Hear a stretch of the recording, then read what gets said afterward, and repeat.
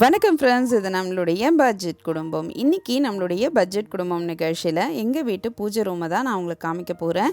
இது ஏற்கனவே நான் சந்திராஸ் கிச்சனில் போஸ்ட் பண்ணியிருந்தேன். இப்போ நான் இங்கே உங்களுக்காக ஒரு சில உங்களுடைய கேள்விக்கான பதிலை சொல்லலாம் அப்படின்ட்டு இருக்கேன். எல்லோரும் பார்த்திங்கன்னா வீட்டில் எத்தனை விளக்கு ஏற்றணும் அப்படின்றத பெரும்பாலும் அவங்க கேட்குறீங்க. அவங்களுக்காக இப்போ நான் சொல்கிறேன். எங்கள் வீட்டில் நான் 5 விளக்கு ஏற்றுறேன். விசேஷ நாட்களில் நான் 9 விளக்கு ஏற்றுவேன். இந்த மாதிரி 5 விளக்கு ஏற்றுறது எல்லாருமே செய்யலாம். இது ரொம்ப நல்லது.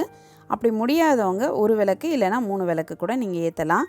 1, 3, 5 அதுக்கப்புறம் 9 விளக்கு இது மாதிரி ஏற்றுறது நல்லது.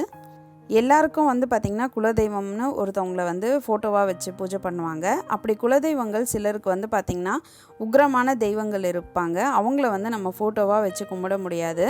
அப்படிப்பட்டவங்க அவங்கள நம்ம மஞ்சள் குங்குமம் இட்டு பூஜை பண்ணலாம். அந்த மாதிரி தான் நான் எங்கள் வீட்டில் நடுவீடாக வச்சுருக்கேன்.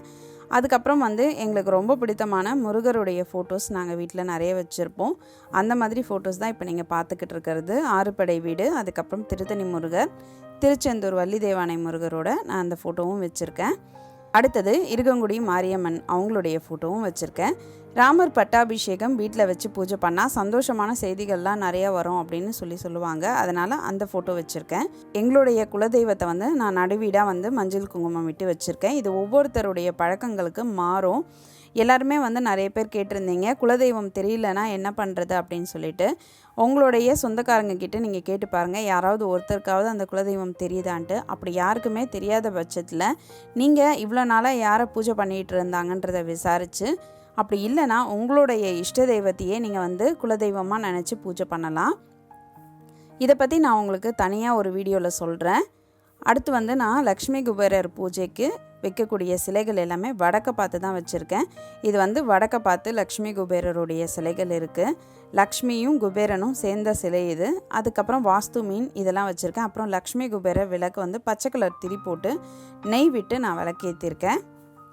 நம்ம பார்த்திங்கன்னா வீட்டில் எப்போவுமே நெய் விட்டு விளக்கு ஏற்றும் போது லக்ஷ்மி கடாட்சம் நிறைஞ்சு இருக்கும் அப்படின்னு சொல்லுவாங்க. அதனால் நம்ம நெய் விட்டு ஏற்றுறது ரொம்ப நல்லது. அதே மாதிரி பச்சை கலர் குங்குமமும் பார்த்திங்கன்னா இப்போ எல்லா நாட்டு மருந்து கடைகள்லேயும் கிடைக்குது. அதை நீங்கள் வாங்கி வச்சுக்கலாம். எங்கள் வீட்டில் இருக்கிற கோமதி சக்கரம் இந்த சக்கரங்கள் தான். இது 11 சக்கரம்.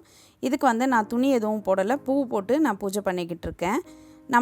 நம்மளுடைய ராசிக்கு ஏற்ற மாதிரி நம்ம துணி போட்டுக்கலாம் அப்படின்னு சொன்னாங்க. அதை நீங்கள் ஒரு ஜாதகர்கிட்ட கேட்டு நீங்கள் போட்டுக்கலாம், உங்களுடைய ராசிக்கு என்ன துணி போடணும் அப்படின்ட்டு. அதே மாதிரி அன்னபூரணி வச்சுருக்கேன். கிருஷ்ணர், வலம்புரி சங்கு, ஒரு சின்ன வலம்புரி சங்கு வச்சுருக்கேன். இதில் கொஞ்சம் தண்ணி விட்டு வச்சுருக்கேன். அடுத்தது கோமாதா. இது பசுவும் கண்ணும் இருக்கிற மாதிரி ஒரு சிலை. இது எல்லாருமே வீட்டில் வச்சு பூஜை பண்ணலாம். அதுக்கப்புறம் அந்த பின்னாடி இருக்கிறது பார்த்திங்கன்னா மணி. அதுக்கு கீழே காசியோடைய தண்ணீர் வச்சுருக்கிற ஒரு சொம்பு தண்ணி வச்சுருக்கேன். இதை பற்றி நான் உங்களுக்கு தனியாக சொல்கிறேன். இந்த தண்ணியை நம்ம எப்போ பிரிக்கலாம் அப்படின்றதெல்லாம் பற்றி உங்களுக்கு நான் சொல்கிறேன். இதை நம்ம பூஜையில் வச்சுருந்தா தண்ணி சீக்கிரம் வீணாகாது. இது தேவைப்படுறது எப்போ தேவைப்படும்ன்றதை உங்களுக்கு நான் சொல்கிறேன்.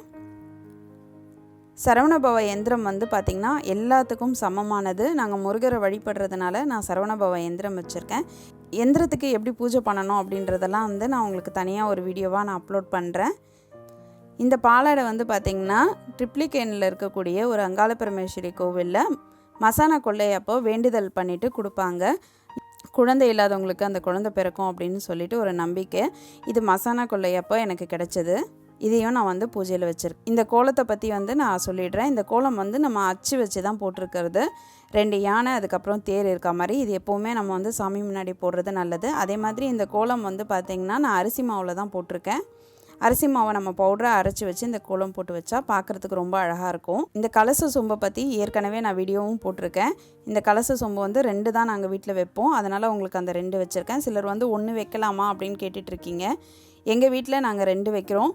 உங்களுக்கு அப்படி 1 தான் வைக்கணும் அப்படின்னா நீங்கள் வைக்கலாம், தப்பில்லை. ஆனால் 2 வைக்கிறது ரொம்ப நல்லது அப்படின்னு சொல்லியிருந்தாங்க. நம்ம எப்போவுமே சாமி முன்னாடி ரொம்ப பெரிய பாத்திரத்தில் இல்லைனாலும் ஒரு சின்ன பாத்திரத்துலையாவது கொஞ்சம் பூ போட்டு வைக்கிறது நல்லது. அதனால் இந்த பூ போட்டு வச்சுருக்கேன். இந்த வீடியோவில் நீங்கள் எல்லோரும் கேட்ட மாதிரியே நான் உங்களுக்கு பூஜை ரூமை காமிச்சிருக்கேன்.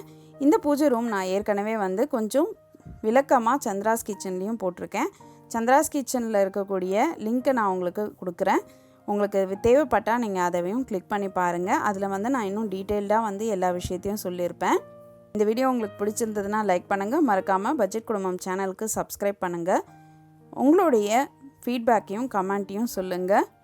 நான் இன்னொரு சுவாரஸ்யமான வீடியோவோடு உங்களை சந்திக்கிறேன். நன்றி, வணக்கம்.